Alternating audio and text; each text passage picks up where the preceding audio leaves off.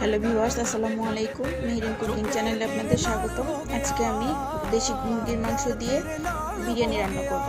তার জন্য এখানে প্রথমে হাফ কাপ তেল দিয়ে দিয়েছি প্যানে। তেল গরম হয়ে আসলে দিয়ে দেবো একটা তেজপাতা, দুটো এলাচ, দুটো দারচিনি আর 4-5টা গোলমরিচ, লবঙ্গ, আর দিয়ে দিলাম এখানে হাফ চা চামচ পরিমাণ শাহি জিরা।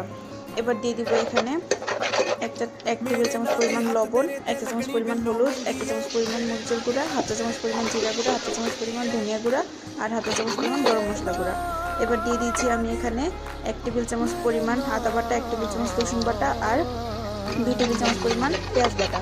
দিয়ে দিলাম এখানে আমি বিরিয়ানির মশলা। আমি এখানে কেশওয়ানের বিরিয়ানির মশলাটা ব্যবহার করেছি, আপনারা চাইলে যে কোনো কোম্পানিটাই ব্যবহার করতে পারেন। আমি এখানে হাফ কাপ পরিমাণ ফেটানো টক দই দিয়ে দিয়েছি। দিয়ে এবার 2 মিনিট অপেক্ষা করে ভালোভাবে কষিয়ে তেলটা উপরের দিকে উঠে আসলে দিয়ে দেবো এখানে ধুয়ে কেটে রাখা দেশি মুরগিটা।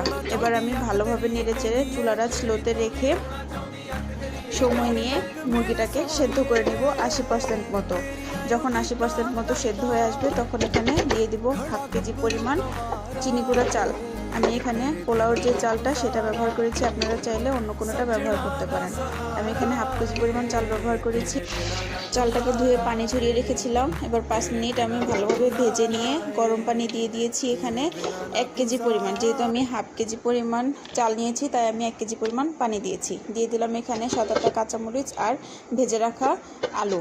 এবার 10 মিনিট মতো সময় নিয়ে দমে দিয়ে দিব।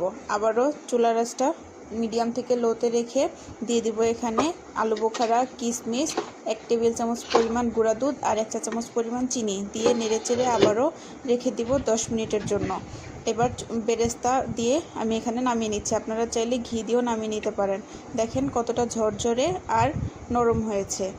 আপনারা অবশ্যই এভাবে বাসায় চেষ্টা করে দেখবেন। আমার ভিডিওটি যদি ভালো লেগে থাকে তাহলে লাইক, কমেন্ট, শেয়ার এবং সাবস্ক্রাইব করতে ভুলবেন না। আল্লাহ হাফেজ।